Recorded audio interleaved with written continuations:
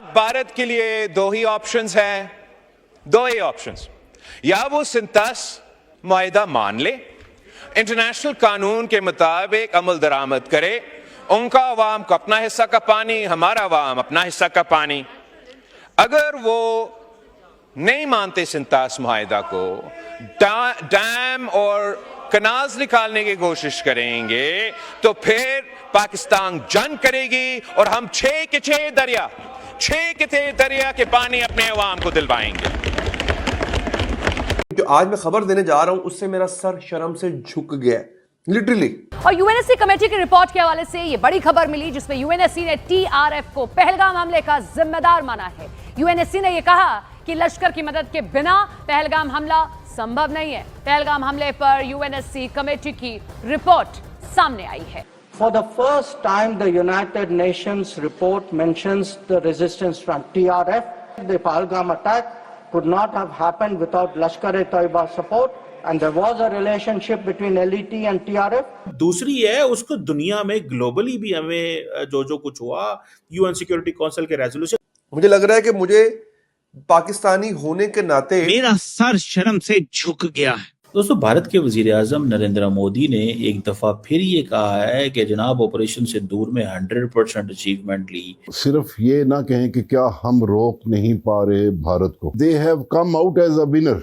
Russians कहते हैं कि हम मौजूद हैं, हमें बताएं क्या करना है, हम आपके साथ खड़े होंगे। सर, अभी जो सिंतास मुआहिदा है वो तो एक तरह से मुअत्तल हुआ हुआ है, तो ये फिर किस सिमत में सब जाएगा। लेकिन स्टिल अगर वो हमारे पानी पे नजर रख के बैठता है तो फिर पाकिस्तान के पास मजीद क्या चीजें हैं जिससे वो इस तरीके से इसको एक अच्छे तरीके से सॉर्ट आउट कर सके, क्योंकि पानी पे तो हमारा भी हक है।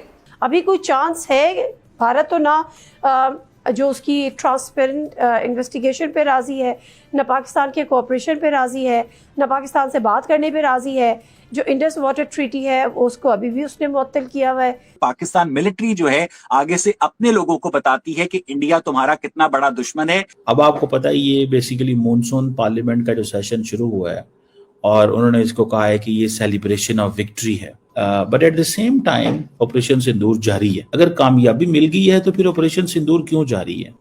क्या लगता है भारत की हरदर्मी खत्म हो सकेगी? और अब वो कह रहे हैं कि जनाब मेड इन इंडिया जो है फ्रॉम इंडियन मिलिट्री पावर, यानी कि जो अगले दिन आपको बता रहा था कि इंडिया ये सोचता है और समझता है कि जनाब हमें हर कीमत के ऊपर या हमें हर कीमत के अंदर जो 14-15 ममालिक ने हमसे ब्रह्मोस मांगे हैं, क्योंकि इंडिया ने जो ब्रह्मोस से हमला किया पाकिस्तान के अंदर, इंडिया ने कहा कि वो मिसाइल पाकिस्तान में लगे हैं।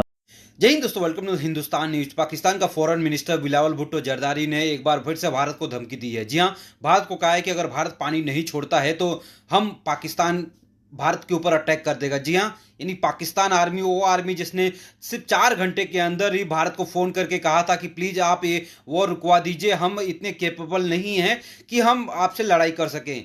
वो आर्मी अब भारत को, उनके विदेश मंत्री अब भारत को धमकी दे रहा है कि अगर पानी तुमने नहीं छोड़े तो हम जंग करके वो 6 नदियों का पानी हम अपनी आवाम को देंगे। तो ये कुछ कहना है बिलावल भुट्टो जरदारी का, और जरदारी हमेशा नए नए बयान देता रहता है अपनी संसद में बैठ के। तो ये बात समझनी होगी कि तुम सिर्फ 2 या 4 घंटे के लिए बहुत ज़्यादा वो भारत ने अगर तुम पे अटैक करना चालू कर दिया तो 2 घंटे के अंदर पाकिस्तान नस्ता नाबूद हो जाएगा। वो अगर इंडिया करता है कि जी हाँ जी हमने टेररिस्ट हाइडआउट पे हमला किया, पहली बात, तो दूसरी बात पाकिस्तान सीधा सीधा मिलिट्री पे करेगा, तो वो भी मिलिट्री पे करेंगे। सो उसमें ये होगा कि एक इंडिया की जो एडवांस पार्टी है, एक इंडिया की एडवांस पार्टी वो बकौल उनके हाइडआउट्स पे काम कर रही होगी, एक पार्टी जो है वो देखेगी कि कौन से पाकिस्तान के जहाज जो है वो सामने आते हैं, उनको अटैक करना। ये नहीं होगा। फॉर एग्जाम्पल इंडिया ने अगर 80 जहाज उड़ा दिए, ठीक है जी, तो दैट मेक्स दैट वो जिसे कहते हैं ना वो एक नई चीज जो है वो हमारे सामने फिर आ जाती है। आपको क्या लगता है कि आज के दौर में क्या ये सब कुछ इतना आसान है कि ये कह देंगे लोगों को कि हाफिज सईद जो है वो टेररिस्ट नहीं है, या बाकी लोगों के लिए जो भारत कहता रहता है उसे इनकार कर दिया जाएगा, लेकिन दूसरी तरफ बिलावल साहब कहेंगे कि हाँ हम उनको देने के लिए तैयार हैं। ये स्टेटमेंट भी मौजूद है रिसेंटली। तो ये 2 तरह के स्टेटमेंट आपके ख्याल से क्या पाकिस्तान के लोग या दुनिया के लोग इस चीज को कबूल कर रहे हैं? वो जब कॉलेज के जमाने में लड़कियों ने लड़कों को अपने पीछे लगाना होता है ना, तो कभी वो दुपट्टे का एक पल्लू गिरा देती हैं, कभी दुपट्टे का दूसरा पल्लू गिरा देती हैं, कभी हल्की सी हेलो हाय कर देती हैं, तो लड़के ना उनके पीछे लगे रहते हैं। तो बिल्कुल इसी तरह जो पाकिस्तान की इस्टेब्लिशमेंट है ना, वो ना हाफिज सईद से दस्तबरदार होती है, ना हाफिज सईद को पूरी तरह से रिलीज करती है। ठीक है, वो ग्रे लिस्ट में से निकलने के लिए हाफिज सईद को हाउस अरेस्ट भी कर देती है, लेकिन इन प्रिंसिपल वो कभी भी हाफिज सईद जानना वो एसेट करार देते हैं। और ये पाकिस्तान मिलिट्री की इंस्टीट्यूशनल मेमोरी है कि वो इस तरह के जहादी ग्रुप्स को अपना एसेट समझते हैं। और अगर आलमी ताकतें चाहें, जो कि कुछ अरसे में रेमंड डेविस को पाकिस्तान से निकाल सकती हैं, अगर अमेरिका ईरान के अंदर न्यूक्लियर साइट्स को बॉम्ब कर सकता है, तो क्या अमेरिका जो है हाफिज सईद की रिहाइशगाह को बॉम्ब नहीं कर सकता है? क्या अमेरिका मौलाना मसूद अजहर की रिहाइशगाह को बॉम्ब नहीं कर सकता है? इसका लामहला मतलब यह है कि अमेरिका इन दहशतगर्दों को भी जिंदा रखना चाहता है, और इन दहशतगर्दों की कार्रवाइयों के नतीजे में भारत के अंदर जो पैदा होने वाली एजिटेशन है उसको भी वेलकम करता है। इसको good cop bad cop policy कहते हैं आरजू। They are playing on both sides of the pitch.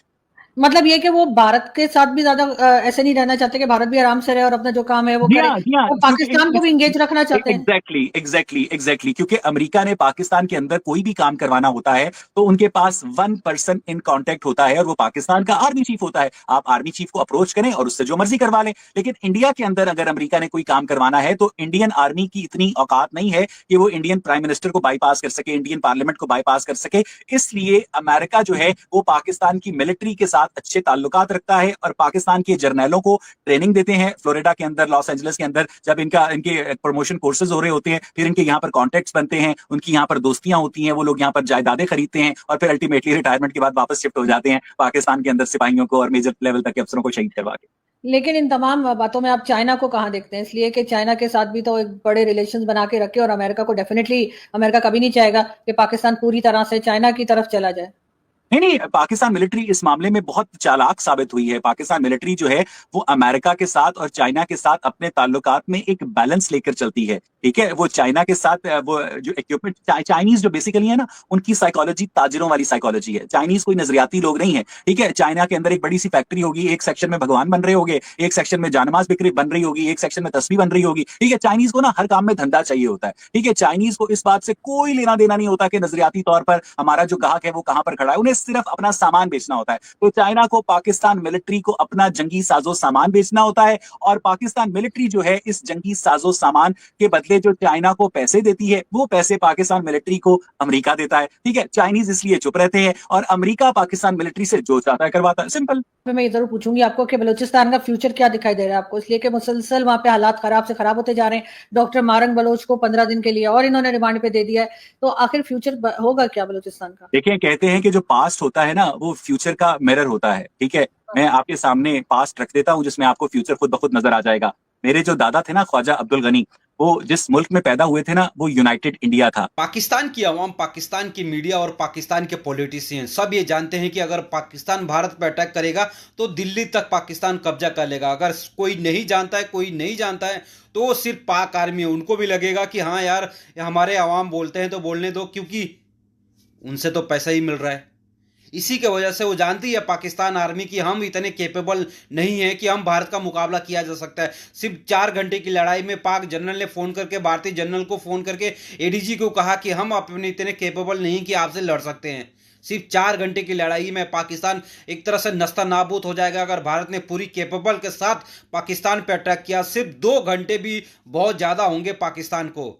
और उनका विदेश मंत्री, फॉरेन मिनिस्टर संसद में खड़ा होकर बोलता है कि हम भारत पे, अगर भारत ने पानी नहीं छोड़ा तो हम भारत पे कब्जा करेंगे, भारत के वॉर करेंगे भारत के साथ, और 5 नदियों का पानी हम पाकिस्तान की आवाम को देंगे।